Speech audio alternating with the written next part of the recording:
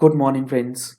GST platform के YouTube channel में आप सभी का स्वागत है। जी हाँ फ्रेंड्स, जीएसटी के अंदर जो हमारी रिटर्न या स्टेटमेंट आप कह लीजिए जीएसटीआर 1 की, उसके अंदर अब यहाँ पर चेंजेस किए गए हैं और ये चेंजेस किए गए हैं वाइड नोटिफिकेशन नंबर 26/2022 जो इशू किया गया है दिसंबर के महीने में 27 तारीख को। अगर आपको इस नोटिफिकेशन और इससे रिलेटेड जो सर्कुलर है उसका कंप्लीट एनालिसिस चाहिए तो आप हमारी मंथली टैक्स मैगजीन का सब्सक्रिप्शन ले सकते हैं दिए गए नंबर्स पे कॉल करके, व्हाट्सएप करके, क्योंकि अभी चल रहा है हमारा 10% का डिस्काउंट। अगर आप इस डिस्काउंट का बेनिफिट लेना चाहते हैं तो जल्द से जल्द कॉल करके, व्हाट्सएप करके आप सब्सक्रिप्शन डिटेल्स ले पाएंगे जिसमें ये नोटिफिकेशंस और सर्कुलर्स जो हैं वो कवर किए गए। बेसिकली इस बार की मैगजीन हमारी जीएसटी स्पेशल ही होने वाली है।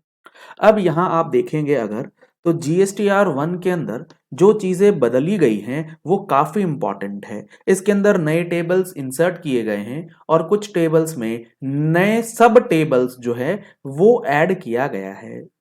जैसे जो हमारा टेबल नंबर 7 है जीएसटीआर 1 का, जिसमें आप B2CS की डिटेल्स डालते थे। B2CS का मतलब जो आप अनरजिस्टर्ड सेल्स करते हैं उन सेल्स का जो अमाउंट आप डालते थे 7 नंबर कॉलम में, उसके अंदर एक नया आइटम जो है वो ऐड कर दिया गया है।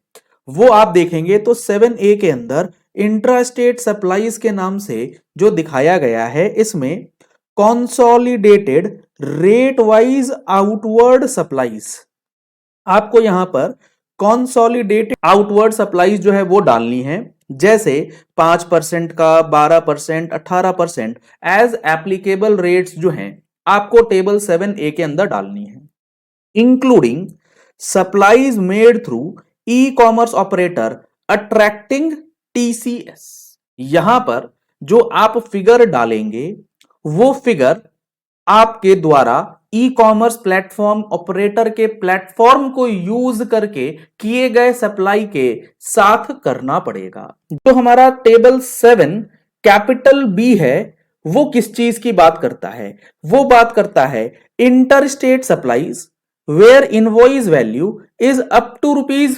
2.5 लैक्स। अगर 2.5 लाख रुपए तक की वैल्यू है तो वहां पर आपको rate wise consolidated outward supplies जो है वो आपको यहां पर फीड करनी है। यानी कि 7A और 7B के अंदर आपको ई कॉमर्स ऑपरेटर से रिलेटेड डेटा या सेल्स जो है वो फीड करना है और उसमें 2.5 लाख रुपए तक का जो अमाउंट है वो भी डालना है। तो इंट्रास्टेट सप्लाईज और इंटरस्टेट सप्लाईज जो है उसका ब्रेकअप अब अलग अलग ढंग से मांगा जा रहा है।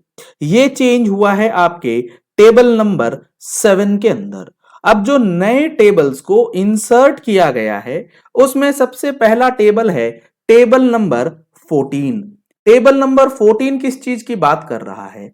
Details of supplies made through e commerce operators on which e commerce operators are liable to collect tax under section 52 of the act और liable to pay tax under section 9 sub section 5। वो supply जो कि TCS के दायरे में आती है वो आपको डालना है 14A में। इसमें आपको डालना है जीएसटी ई कॉमर्स का नेट वैल्यू। नेट वैल्यू का मतलब सेल्स माइनस सेल्स रिटर्न। उसके बाद आपको अपना टैक्स अमाउंट जो एप्लीकेबल है वो डाल देना है। इसके बाद 14B में आपको डालना है supplies on which e commerce operator is liable to pay tax under section 9(5). अब यहां जो हमारा टेबल 14A है ये बात करता है अमेंडमेंट से रिलेटेड डेटा की।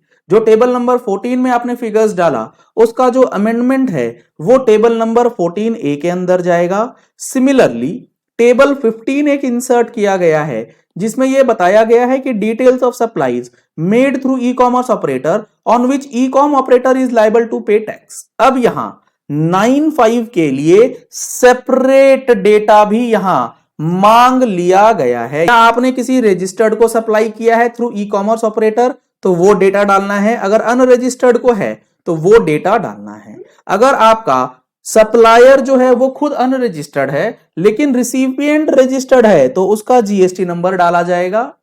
और यहां पर जीएसटी ऑफ सप्लायर जो है वो फीड करना है।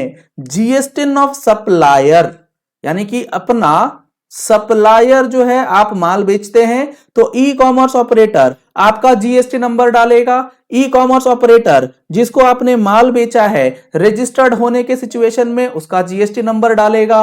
डॉक्यूमेंट नंबर, डॉक्यूमेंट डेट और रेट के साथ वैल्यूज ऑफ सप्लाईज जो हैं वो सब चीजें यहां पर इंक्लूड करी जाएंगी। काफी इंपॉर्टेंट ये चीज टेबल 15 में कर दी गई है।